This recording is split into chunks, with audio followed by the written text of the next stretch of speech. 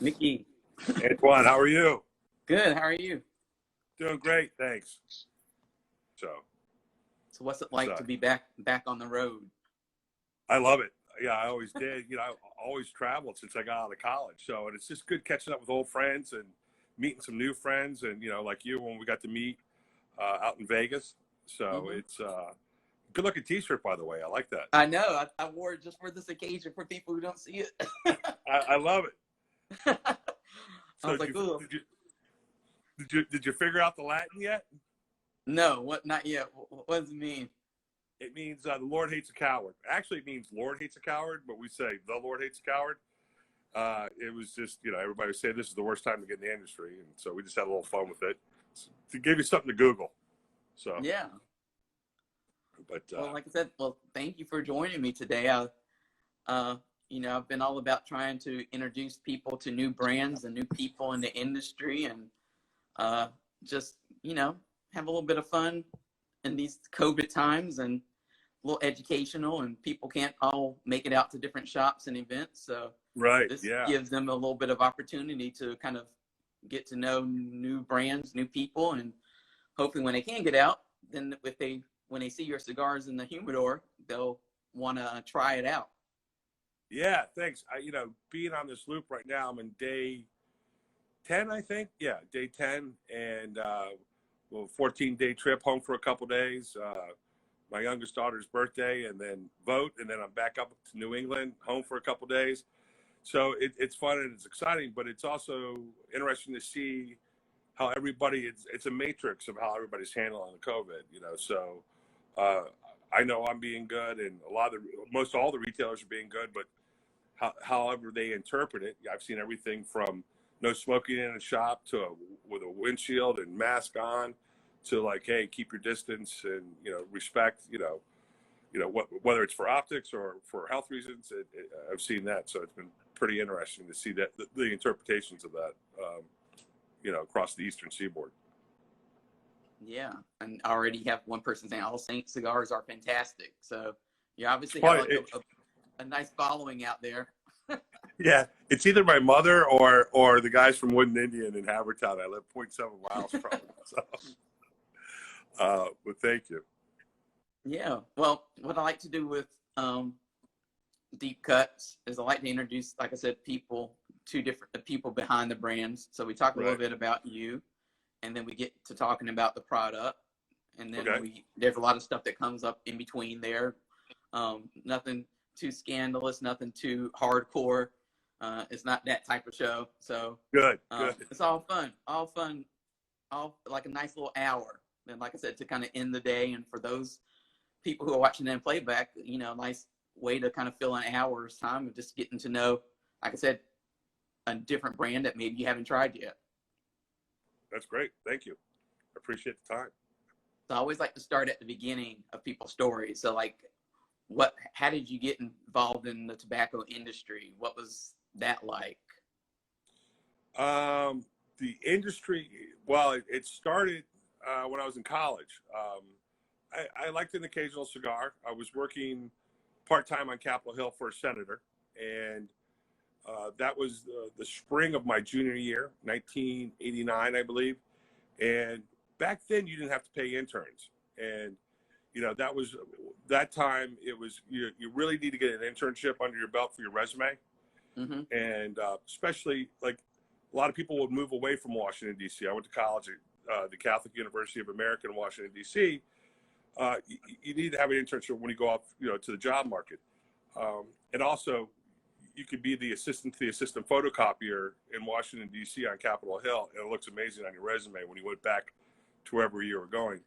And that, if you did a good job, the senator's chief would send you would put you in a cab. They had cabs back then, and put you in a cab, send you down to Georgetown Tobacco with a fistful of cash, go pick up cigars, and you take a cab back, and then you got to keep the change, so it was like a little bit of a tip.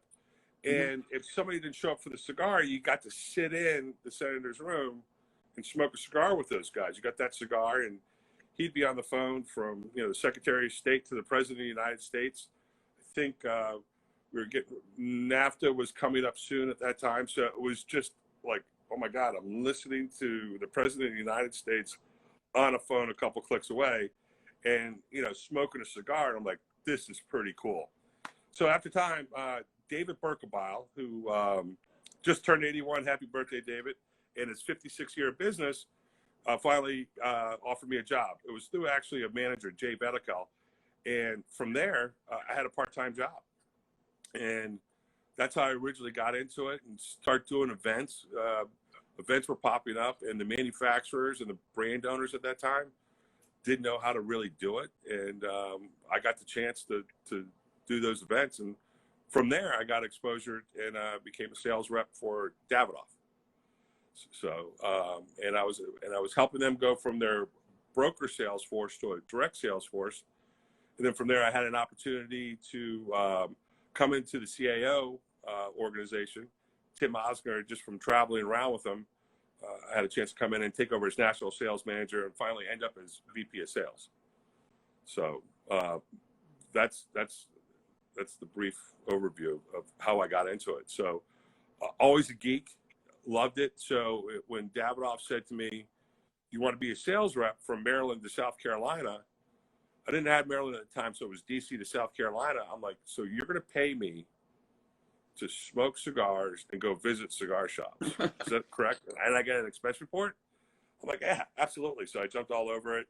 And I had fell in love with my wife, or affectionately my bride, 21 years. And I knew I wanted a stable job because the market on Capitol Hill is, for the most part, you get a job for 9 months, and you look for one for 3. And you have all these part-time jobs. And, Georgetown Tobacco was one of them. And so I wanted to propose to her, so I got the job, and I proposed to her on December 19th of 1997 and said, do you mind that I travel? She kind of knew I traveled a little bit, helping out with some of the political things that were going on every year I lent out. I was with the National Soft Drink Association, which was now called the American Beverage Association, and they sent me all over the place. So so she was used to it before then. So you talk about people working. ask me, how do you make, what's that? I was like, you're talking about working on Capitol Hill, which is, the villain in the cigar industry right now with everything that's going on. Right. But you probably have a completely different perspective of what's it really like, working in that side and the politics that are really at play. Oh, we spoke to the senator's office. Right. I mean, I have a huge ashtray of the House of Representatives, the cigar ashtrays, that after a fundraiser, some event, after a couple, I don't know, bourbons or something, it kind of ended up in my apartment. And I had one from the Senate, but again, I had a couple bourbons and gave that away to somebody, and I wish I had that one back. So I mean, I even have an ashtray from the U.S. House of Representatives, which is pretty funny. And you could smoke in almost any of the offices at that time, and there was great balconies. You could go out. It was just amazing. It was just to see that in your young and mid-20s was just absolutely incredible. Now it's completely different. I was about to ask, do you think that cigar culture on Capitol Hill still exists, or has it completely just kind of gone, or is it kind of like more clandestine? It's more clandestine, I would say. I hear about people meeting with people, and some of them are advocates, some of them don't care to be known as advocates, but it's not, you can't smoke in that building at all. Matter of fact, right. I had one job working in the doorkeeper's office of the Senate, and my job was to seat people to go in and see the Senate. And it was great too, because you got paid no matter if the Senate was in or not. If the Senate was in, you had to go to work. If they weren't, you didn't have to. The guy that hosted that was in charge of us page-like people, staff assistants, was smoking a cigar right there, right out the Senate chambers, where you would seat the constituents to come in and watch legislation on the floor. I mean, he had a cigar in his mouth. It was always like this 8-inch cigar or whatever. So, yeah, I mean, it's a completely different culture today. That's always interesting to hear. Like I said, because you always, nowadays, you wouldn't think of anything like that happening, which, like you said, it kind of doesn't. But you still have some advocates, like you said, for the industry. And we know that from the different bills that they try to Right. pass around to the exempt cigars. So you know that it exists to some degree, the support for the industry, just not outwardly. And both sides of the aisle were smoking in the Capitol building. So that last job I talk about, and I didn't even think about it until you brought it up, was in the Capitol building. So it was right outside the Senate chambers where they went in to, legislate and vote. So, yeah. So getting back to your history with the tobacco industry, so you're traveling around with Davidoff. What did you kind of learn about the industry during that time? Because I'm sure like you went from being just, like a consumer interested, and all of a sudden you're right there in the middle of the thick of it all. Yeah. So, so we talking about my Davidoff days? Yeah. I'm sorry. Yeah. So my Davidoff days, one of the things I learned, I thought when I went out into the field that every shop was going to be a Georgetown Tobacco or an Old Virginia Tobacco Company. It's called Tobacco Barns back then. And it wasn't. But every shop had its own personality. I tend to say if you've been to one retail shop, you've only been to one retail shop. There are even people that have multiple shops. The personality of the people that work there, the personality of the consumer, the personality of what they buy, size, the vitola shape, whatever blends is completely different. So, and it was able because a lot of people wanted the white label at that time, and I'm sure they still do today. And it was I loved it there, 1,000%. We had a really fun team. And, so we had other things like Avo, Griffins and stuff like that at that time. And that's when Avo was really starting to move over to the limited edition and really kind of, I think, popularized that in the industry. It had always been around, but I think that really, they found a market with that. And traveling with Avo was absolutely, you got nothing done that day. So whatever event was that night, you ate breakfast for 2 hours, you ate lunch for 2 hours, and you had coffee in between. And he lit up a cigar right in the middle of the South Park.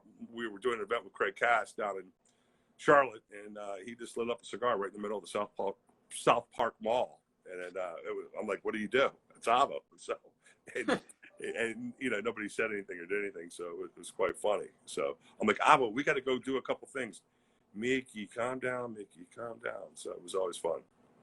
Yeah. So I've always heard fun stories about him, and just you look at him, he's like this nice older man when I came into the industry, and then you hear all these wild stories about him though, like this carefree attitude, the very lively, very young, youthful spirit throughout his whole life.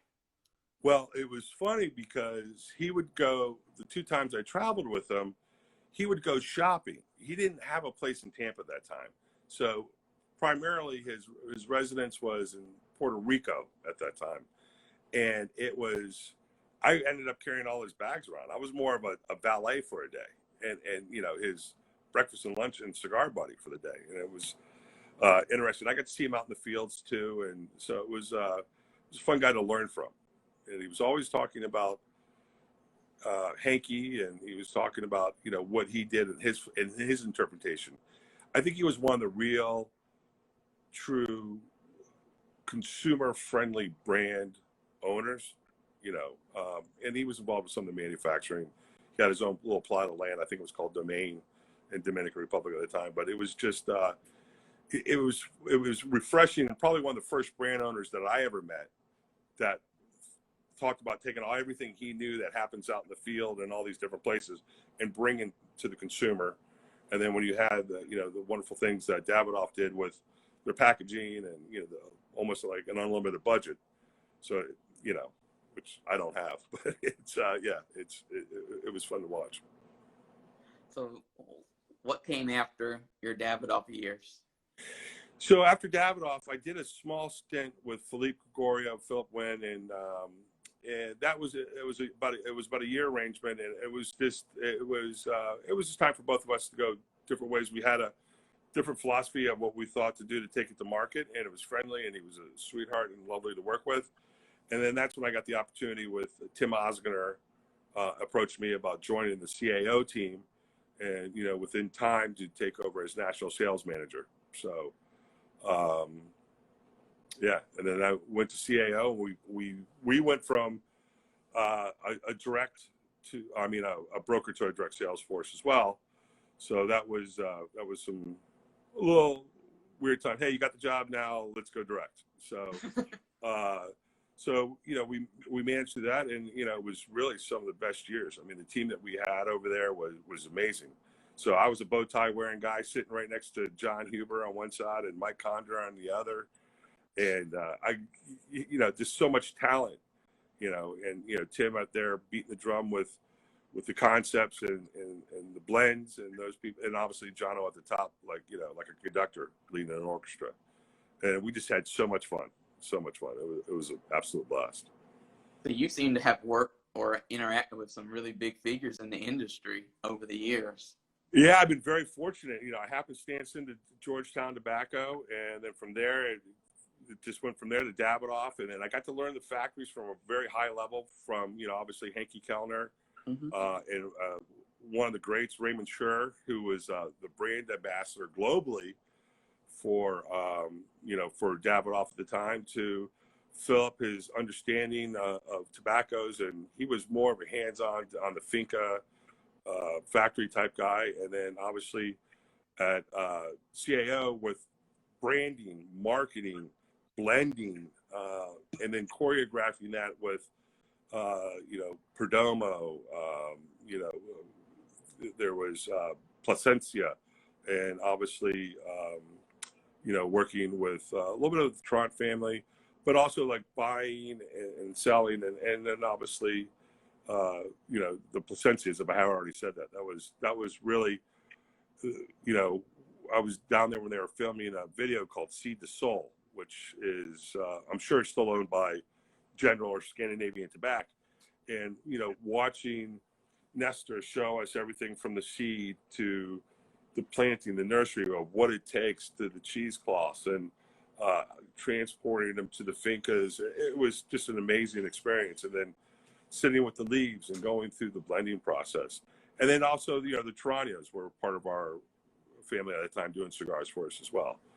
So it was, it was like retail in the sense that you got to learn from all the best people that are out there. So it was, and I always say, if you've been to one finca or one factory, like the retailers, you've only been to one finca or one factory. Everybody has a different approach and style they do. There might be some similarities in the architecture of how they put a cigar together in Nicaragua for the most part, but all the different ways and different things that you can do is different philosophies and what they're looking for. And I think consumers are so well educated these days that they have they've created more demands. And you take something that's already so artistic in so many different levels, they've demanded, the consumers demanded from the manufacturers and the brand owners too, to make sure they bring something to market that's going to sell and people are going to enjoy. So yeah, and I've just had a conversation earlier this morning with another brand owner about that same subject, about how the consumers for cigars are very educated. They know their stuff and they want to know more. It's not like the old days where you could just put out a product and they would just buy it just because. And the importance of engaging the consumers now and feeding them even more education. I think from all the consumables that are out there, like foodies, wine guys, whiskey guys, bourbon guys, and now you have these micro niches in every kind of umbrella that's out there. I really seriously think that the cigar smoker, because some of them drink, some of them don't, that, and either is fine, is that they are the most educated community out of all those consumables that I probably left some kind of group out, but I think it's the most educated group that's out there of all those people. So, and that's why, like, if you can learn cigars or enjoy cigars and be involved as a consumer, you can learn all the other stuff a little bit. You've already done it. So talking about your company now, All Saints. So obviously most cigar smokers, I think at some point think, what would it be like if I owned my own brand? And, you know, only a couple of those people, you know, actually go, you know, the extra step of making that happen. So what was this process like for you? Like from coming up with this idea, like maybe I can be my own brand owner. And then what was it like actually making it happen? Not as fast and furious as everybody thinks. So, you know, there's a lot of things you can do. Check us on the public record. So we're coming up on our 1-year anniversary, November 1st, All Saints Day. It's actually, if you look at our paperwork, it's sometime in late October. And I was talking about it. My wife's like, you big dummy. You know, why don't you just say All Saints Day, November 1st. So that's, you know, that's our anniversary. But, you know, the project started about 3 years ago.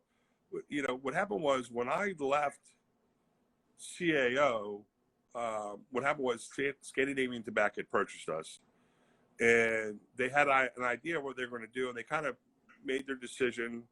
And it was about a year later they were going to roll it into General, and that's when it was time for me to leave. You know, I there was no place for me to go after what I had done at that point. So I took we were living in Nashville, and we never knew we were going to return at all. I mean, matter of fact, my youngest, Molly, who's going to be, I think, 14 on November 2nd, All Souls Day, who's 6 foot. She's a giant. All my girls are fun and, you know, they're fun to hang out with. But what happened was I didn't smoke a cigar for a year when I moved back to the Philadelphia area. It was, you know, as they say, the black dog, you know, you know, it was chasing me, and I was running from it. And I you know, I didn't even smoke a cigar for about a year. It was a little bit heartbreaking. And people wanted to invest right away, and I couldn't even think of that because I just came off such a great run, you know, going from a junior in college part-time to, I think, one of the youngest leaders in the industry, you know, for a brand at that time, outside Birthright. And there had been other guys that were younger too that started their own companies and they're doing quite well today. You know, like Jonathan Drew, you know, all these, you know, well, we know the progression of that, but I was just so happy and giddy to be a part of these programs. Like, what a way to come up through the industry. So I didn't think about it. And people approached me. I'm like, I have no ideas. I have nothing. And then I started selling mutual funds inside of retirement plans for Lincoln Financial, and started thinking about the things that I was doing. And I kept comparing mutual funds to a cigar. There's a wrapper, there's a binder, there's a filler. The filler's all the other stocks that you put in there. The binder's that apple. And, you know, the wrapper is whatever style they were going to do. And so about 3 years ago, finally, with my partner, Frank Leo, who I was originally introduced to years ago by a buddy of mine, Martin Corboy, who's one of our partners as well, started talking, like, let's do this. And when Frank, he went to the Air Force Academy. And after he got done with the academy, I guess did his training, and he got deployed to Afghanistan. And we got, at some point, next time we run into Frank, we got to make sure we polish the story up. So his job was to do procurement and those things. So I'd send him cigars, and he would take those cigars and horse trade them with the Australians for beer.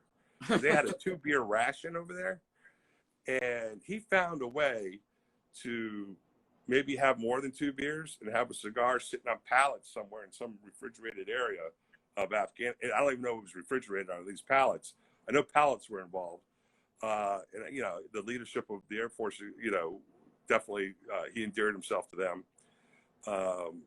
And, you know, that's where we had come together. We said, let's do this. So we did it, and start working. We worked on a blend. It start, stop. And then finally, we put a lot of things together and agreements together. We didn't have all our paperwork finalized, but it was, we have to get going because we were trying to do this in 2018, but the political climate in Nicaragua really wasn't receptive to that. All right. So finally, we got some of the prototypes and things that we were working on. We got to down in February, and that's when we came up with that first blend. So the Dedicación, which affectionately everybody calls Dedication. Why'd you name it Spanish? It's you know, that's a whole other story in itself. So it's not easy. I mean, That's this cigar. Yes, thank you. Just to show people. And yeah, and all the shapes are named after people in my life. So Which one did you get there? The Commandant or the Berkey? Berkey. The Berkey. Yeah. So it's funny. So Berkey is our Robusto, and it's so there's 4 Vitolas. One of them's round, the 6x60. So that's where we are. So that's enough of the story. It's not as easy putting the money together.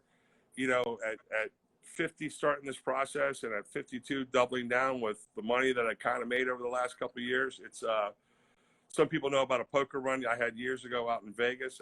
It's like doubling down with all your chips in front of you with a 12. You have a 12, and you're just you're hoping that dealer has something ugly on face down.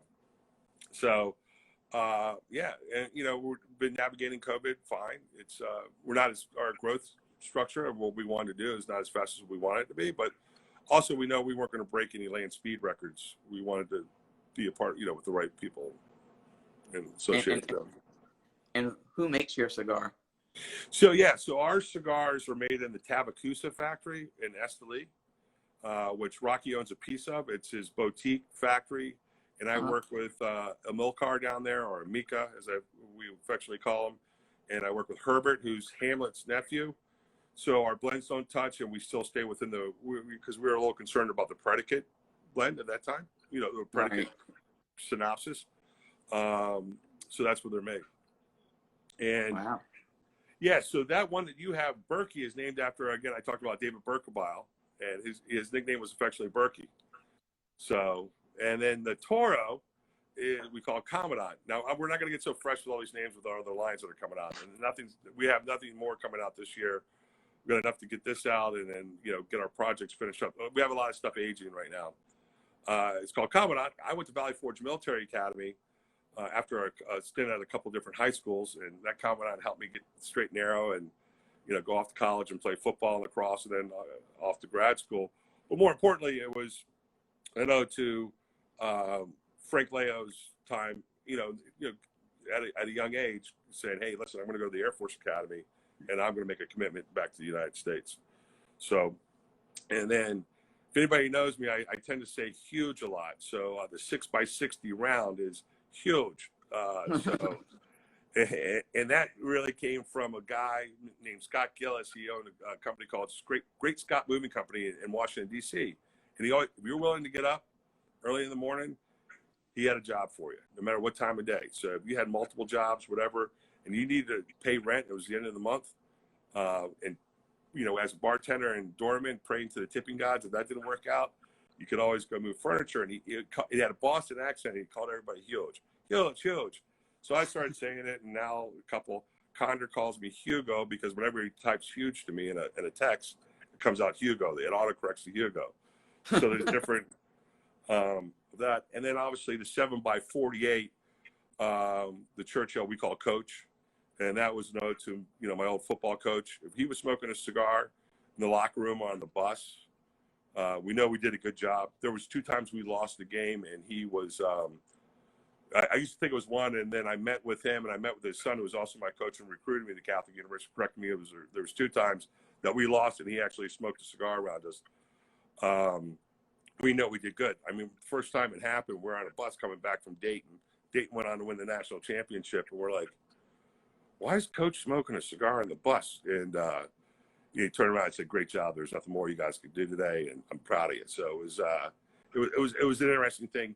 And it's also an ode to all the mentors in our life, and so many of those people like Jono, David Berkebile, and Condor, Huber, like whether they're peers or leaders, as a thank you to that. So that's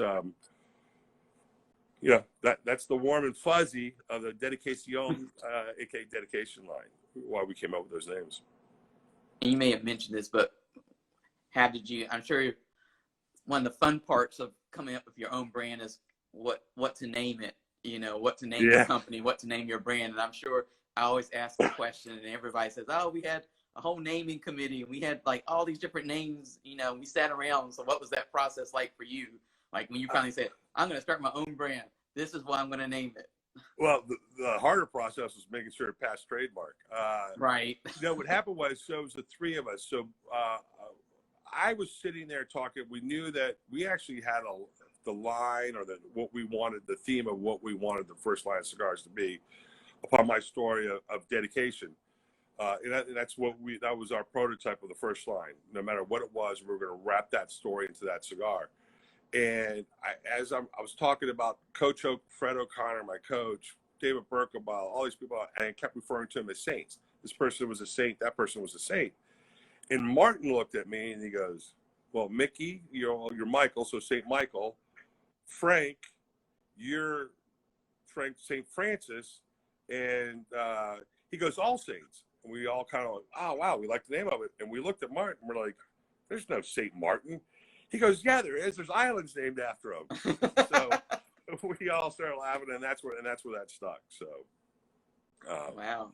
So what does it feel like to now you've gone from working for companies to now you are the company? You are the company. Like you're yeah. It's really steering this. I'm sure that's a big shift in mindset and pressure. Yeah. So every company I've ever worked for, everything I've ever done, there's been an awesome support team. And I'm not talking about lateral supporting up, like horizontal, holding you up on your side support. Even when I was a sales rep, there was somebody to call in to get the stuff shipped, put the orders in, do the billing and all those things. And then when I was selling mutual funds, there was somebody for everything. Somebody did the mailing, somebody did this, somebody did the artwork. They contacted, they got all the stuff to ship. Now I'm everything. CEO, CSO, Frank, CFO. He's the money man, so he's the CEO, the CFO. So it's yeah. So it's like juggling today, getting through, and then calling Alec today, like, hey, can I hold up in your lounge and get the Wi-Fi in between events? And that's been more than a couple of minutes in your store. Yeah, and then making sure that we're getting the billing out, going down to the factories. Yeah, it is. But I love being busy. I'm always that's and the excitement of putting this much time and effort, and it's my brand, it's our brand, me, Frank, and Martin's is it's exciting, and for me to be out there and engaging with my old friends and meeting new friends is absolutely. This is what I love. It's what I've always loved. I love people, and I love telling a story. I love listening to a story as well, because I might make it mine. So yeah. So it's just wonderful to be back out there. Had a lot of fun last week. I walked into 2 shops and somebody was waiting for me when I got there. Now that was, I thought, creepy until they bought a box. Then I started out in the industry at a time where social media didn't exist, and to market your cigar brand, you were doing something complete. I mean, you were having to run an ad in one of the 2 cigar magazines out there, or right. doing that. So, but now we're in completely different times. I mean, the whole thing has changed. So how are you marketing, building up the brand awareness in modern time? Yeah, so nothing's really changed from the old days. It's just that we have a more fluid platform to do it on. And I think that's exciting too. I wish we had that. Back, it's like when I was bartending, we used to say that BevNaps was Facebook. You came in to see me as a bartender, and I know you were done. You're a tourist and you're moving around. I'd write down the next bar and the next place to go, which now you can do on social media, and go tell them I said hi. They'll buy a drink, those things. We did threads. It was hard to be in sales to be active with threads. John Huber had that mastered, like you wouldn't believe. And threads were these old type of links that would almost be, I guess like Instagram with no pictures, or Facebook with no pictures and no politics. Well, that's not true. There was politics. There, a couple times it came in. This is what they're saying about us right now. So yeah, I think social media is such a great venue. I think face-to-face, getting out there, telling the story.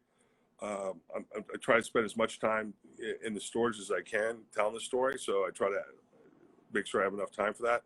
It's the first run and you're bringing me in, wait for your shift. I'm wanting to schedule enough time to get back in on my next loop to come in and spend time with the staff and the people about that, because you're only as good as your last visit.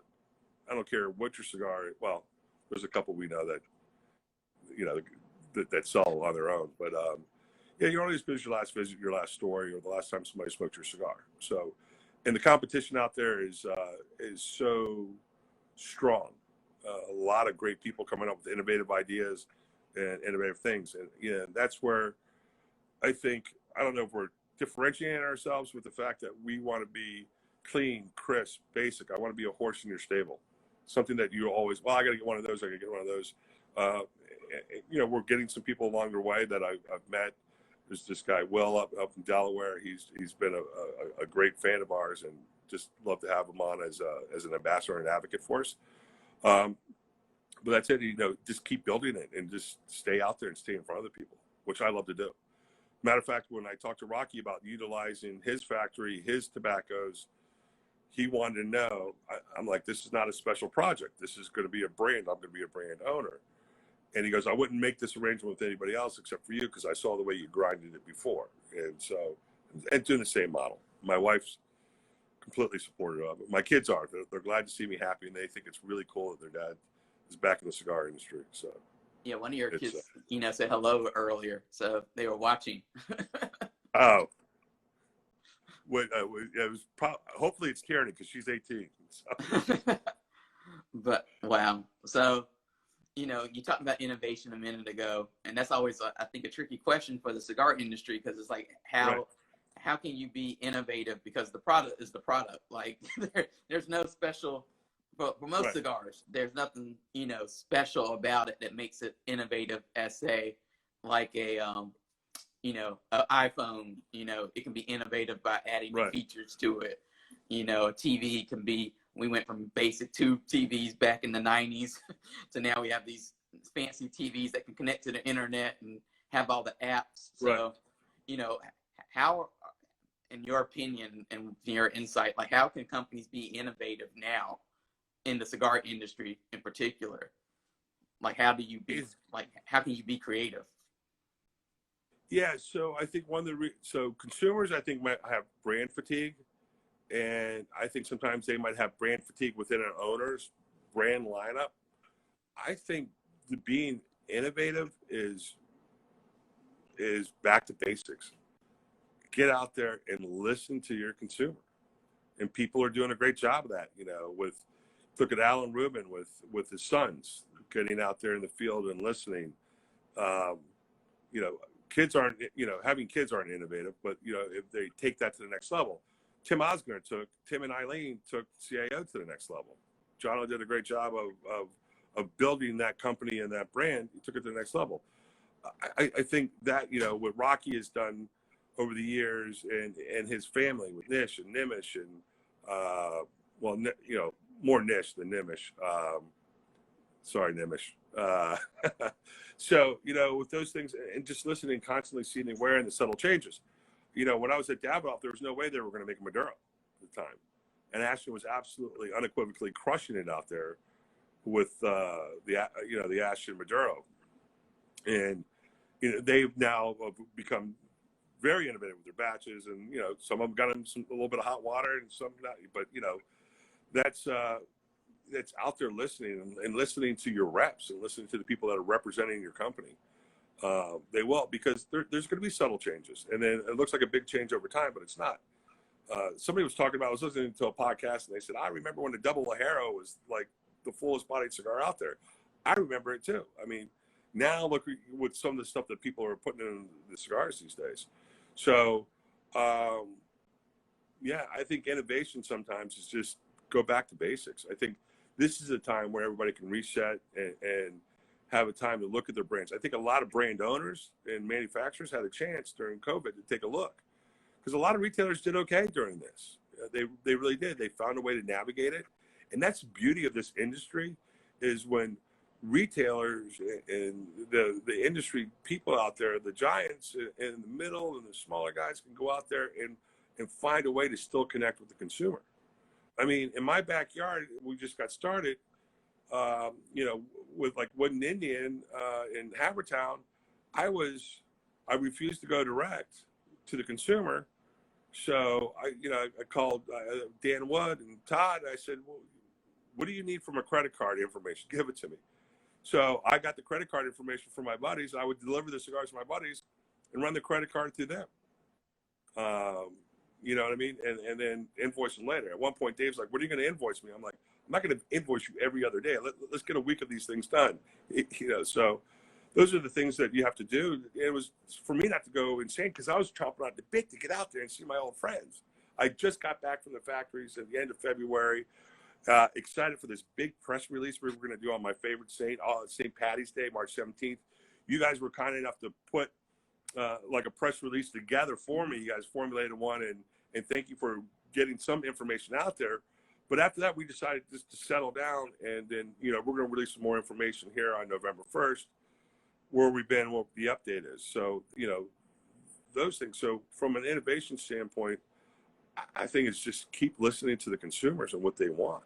And I think there's going to be some changes that we're going to see from this. It's going to change. And I just love the fact that the industry is taking this chance and doing this and staying stoic and strong through this. To be innovative is just to listen sometimes and react correctly. And how much of it do you think comes down to being reachable or accessible? Because I know there are some brands, when they use social media, I think they do a really good job at, you know, you're speaking to the brand owner. You're not speaking to a you know, middle person, and you can reach the brand owner. You can ask them questions. And then there are some brands that are completely the opposite. You know, you have to go through, it's almost Right. like a video game. You have to go through the levels to reach the top person, and then you don't get the answer that you really thought or you really wanted. So how important is it to be, as a brand owner, reachable and accessible to your consumers and customers? Oh, it is, until like some creepy Russian girl creeps into your DM from like, you know, hey, I'm 21 and whatever. And I'm like, what? How's this happening? Yeah, I think it's totally, you need to do that. I mean, if you look at somebody that does so much, like to Boofy, I'm a big fan of Boof. You know, here's a guy that's doing his jewelry, he's doing his cigars, he's totally is like the most colorful guy on social media with the way he posts things, and will react, you know, and say something. I think that it's important. And, you know, what Shammy's doing with the cross marketing, he's doing some other stuff. I think that would also be respectful to, like, there's people and personalities in the company. Like, if you look at Crown Heads, I mean, you got John Huber, right?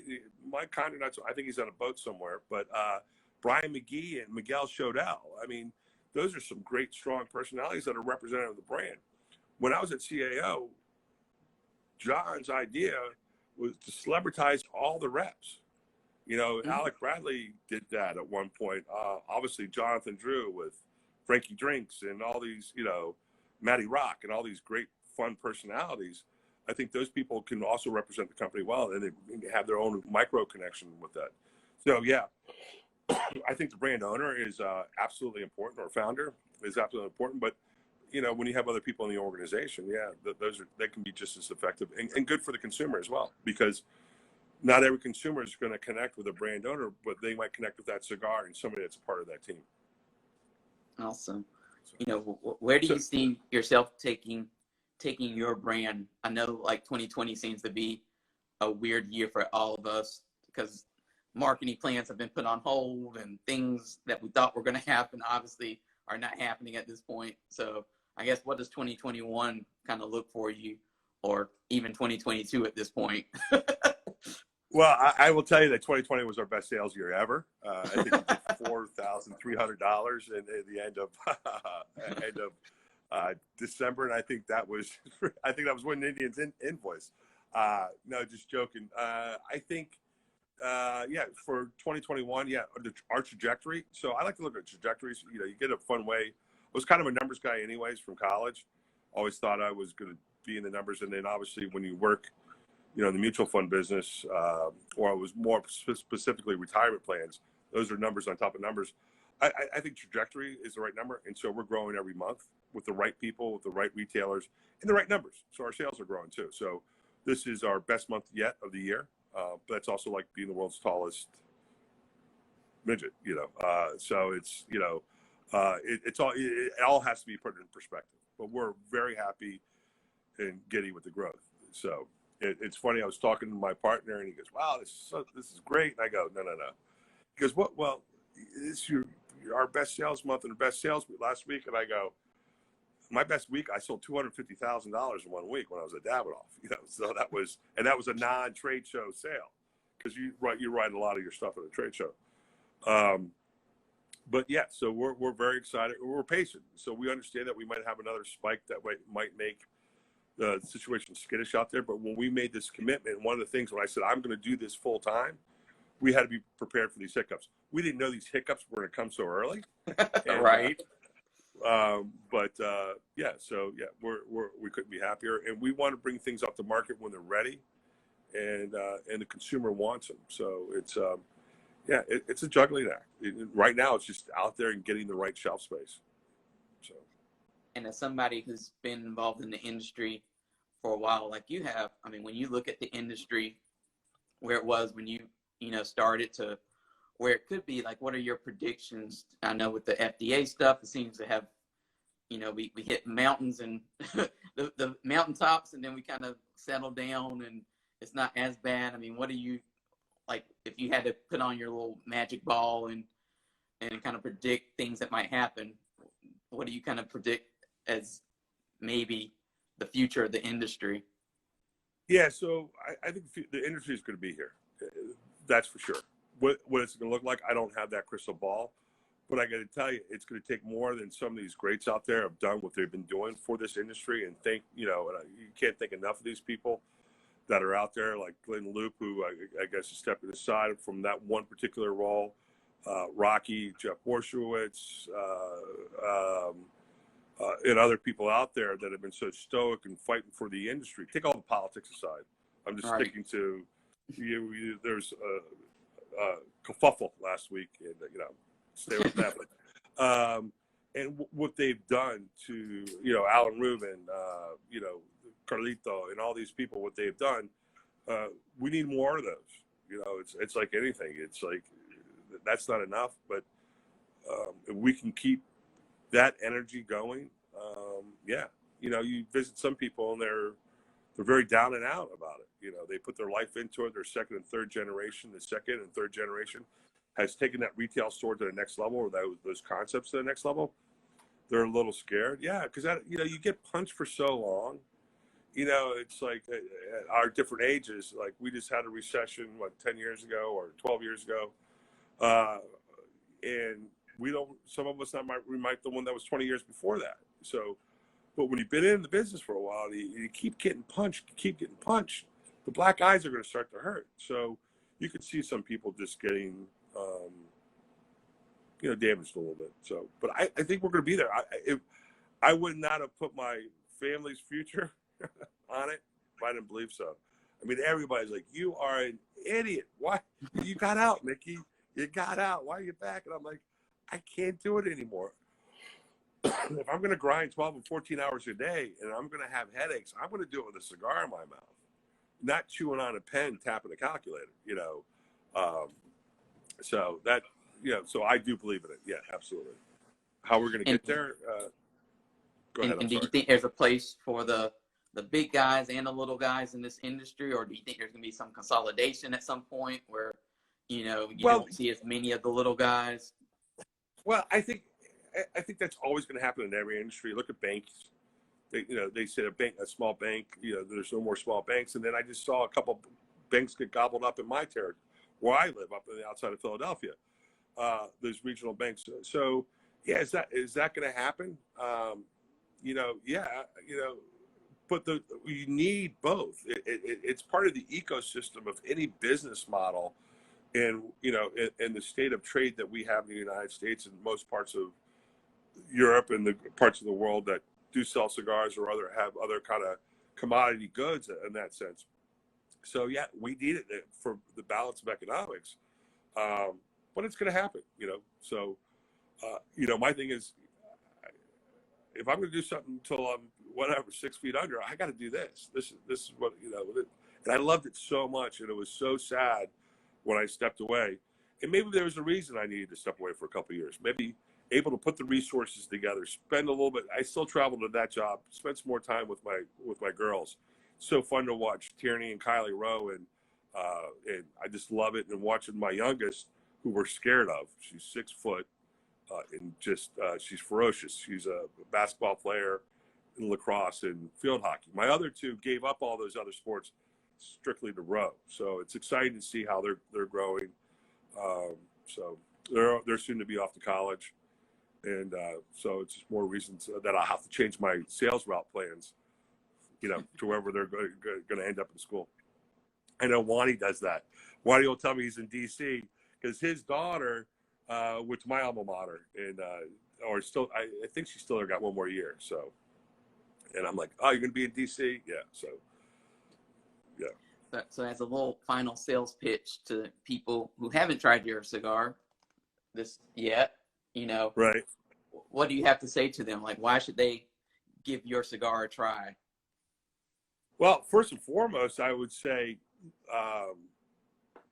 go to your retailer and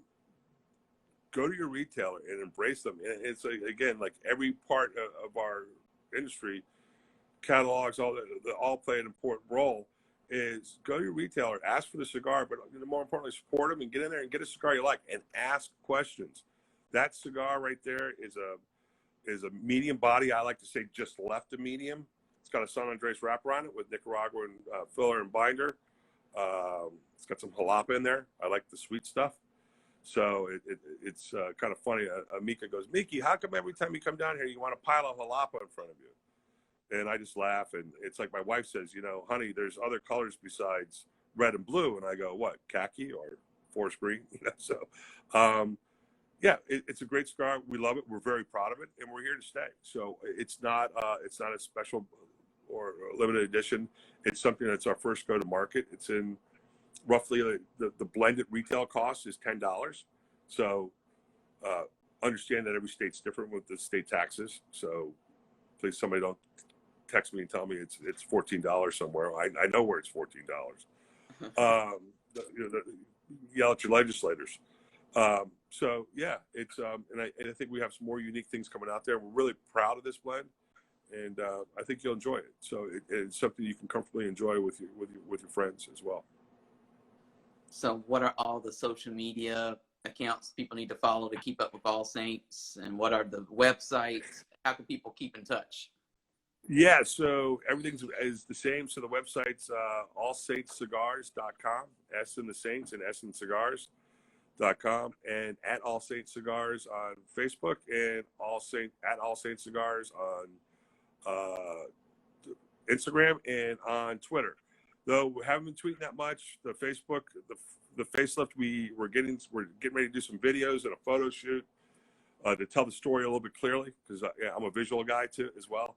And so those things will be all up to speed. We should have somebody locked in February, because I'm the cameraman. I've been doing all these things, and thanks for your tips earlier. So I know you were at the Adobe concert The Adobe. The conference, yeah. The conference. It was really helpful. I always I took COVID as a time to learn more stuff that I could since I was able to cut my commute out for a bit, to just take some time to learn a little bit more. So I think there's always room to learn, and I wasn't doing this kind of stuff before COVID. And to be honest, if COVID hadn't, been here, I probably wouldn't be doing this stuff. But now you're interview 49 this year, so I'm counting. Oh, not thanks.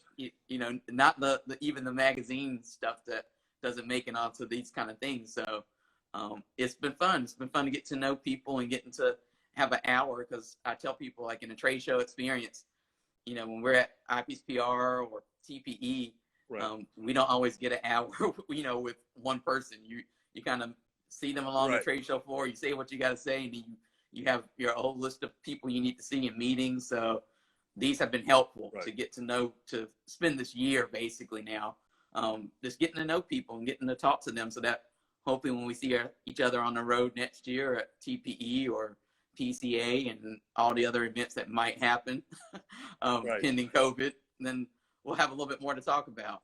Well, I look forward to it. Thank you for all your help earlier this year, and all the helpful tips yesterday about some of the other things that we're working on, and with your whole umbrella of a team over there that you have. And I really appreciate it. I look forward to catching up with you next week too as well. So Yeah, likewise. Well, want to thank you for coming on, and hope your event goes well today. And Yeah, thank you.